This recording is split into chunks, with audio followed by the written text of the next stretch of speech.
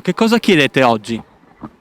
Chiediamo di poter riaprire anche in sicurezza, ma di riaprire perché se non si lavora non si incassa e le spese continuano ad esserci, per cui ci stiamo indebitando ogni giorno che passa sempre di più. Questa manifestazione è una manifestazione spontanea, è nata proprio dai commercianti, non c'è stato uno che è partita così probabilmente sulla falsariga di quello che sta succedendo in tutte le parti d'Italia.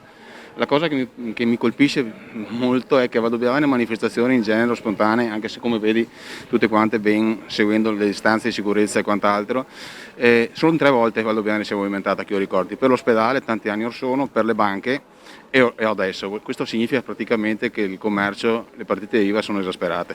Siamo a esasperazione, non abbiamo certezze sul domani e questa è la cosa che ci fa più male. Io sono un estetista, ribadisco solo il fatto delle precauzioni che già in parte ce le avevamo prima, proprio come protocollo lavoro. Adesso abbiamo capito cosa è questo Covid, abbiamo capito cosa dobbiamo, e la dimostrazione di oggi a 1 metro di distanza, guanti, mascherine eccetera lo dimostra. Diciamo che siamo pronte noi estetiste, le parrucchiere, ma tutti i commercianti, insomma, e la gente stessa ha capito cosa deve fare e come comportarsi. Oggi sono qui per solidarietà con i miei colleghi, perché per fortuna io ho potuto aprire essendo settore alimentare, però la cosa è molto grave, dopo 2 mesi ancora non si sa niente, l'incertezza è la cosa più brutta che ci possa essere. Nel nostro lavoro siamo tanti in crisi e speriamo di riaprire il più presto. Sicuramente chiediamo un po' di chiarezza per il nostro comparto, quindi il comparto del commercio. Io personalmente ho un negozio di calzature e ho un'attività di ambulante. Ci sentiamo non tutelati perché anche come ambulanti non abbiamo neppure un codice Ateco, quindi non sappiamo dove siamo classificati. Quindi ci servono delle linee guida e di farci lavorare quanto prima, perché comunque tutto il comparto sta soffrendo e sappiamo che veniamo già da una crisi prima del Covid. Questa è stata la goccia che per noi diventa problematica. Non basta aprire per risolvere la situazione, poi ci vorrà molto tempo, non sappiamo ancora come potremo aprire e in quali condizioni potremo lavorare, e dunque più tardi apriremo e più si allungherà anche il tempo in cui cominceremo a lavorare seriamente.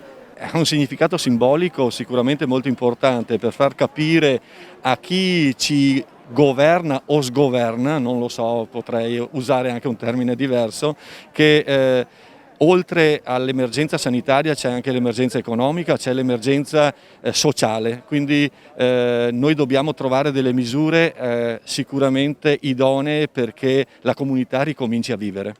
Io sono anche stato fortunato perché ho un'azienda che ha il codice Ateco attivo, però effettivamente non è la stessa cosa di lavorare se tutti gli esercenti, l'economia, il commercio è fermo. Si lavoricchia, non si può dire di no. Secondo me con le giuste precauzioni piano piano possiamo riaprire tutto senza aspettare giugno.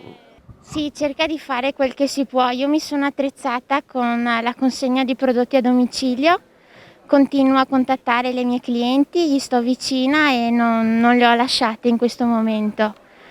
E proprio per questo mio darmi da fare mi permette di stare ancora a galla, altrimenti se mi fossi lasciata buttar giù il morale come sarebbe stato facile, a quest'ora avrei dovuto chiudere. E sono contento che il segnale sia stato recepito.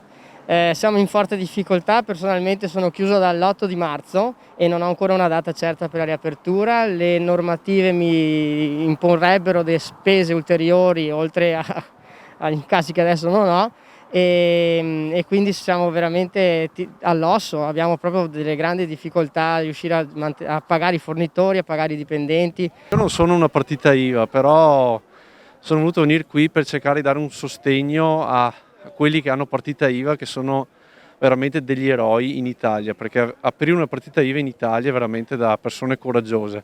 Mi devo complimentare per chi questa mattina è venuto in piazza Marconi, perché assolutamente lo ha fatto in maniera composta, rispettando le regole del distanziamento e la sicurezza, e quindi hanno saputo coniugare da un lato la legittima volontà di manifestare la propria condizione difficile, che è particolarmente difficile rispetto anche a altre categorie, insomma va detto, perché stanno soffrendo, soffriranno ancora per altre settimane anche all'atto della ripresa, perché non sarà facile riprendere con i costi che aumenteranno e con la possibilità di lavorare meno rispetto a quello che facevano prima, proprio per rispettare le distanze, e quindi l'hanno fatto in maniera intelligente. Questo va dato atto, perché non si possono come dire,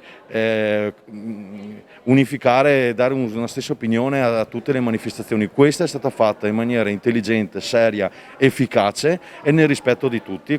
Quello che loro chiedono è quello di poter riaprire con tutti le situazioni del caso, con tutta la sicurezza necessaria. Io credo che sia stato sbagliato questa divisione tra riaperture in base a un codice Ateco. È giusto che riapra chi domani può garantire la sicurezza, chi può garantire determinate misure, anche perché purtroppo oggi non sappiamo quando questo finirà e sicuramente non potremo tenere chiuso, continuare a tenere chiuso senza sapere, senza avere una speranza, senza capire quando tutto ciò potrà riaprire.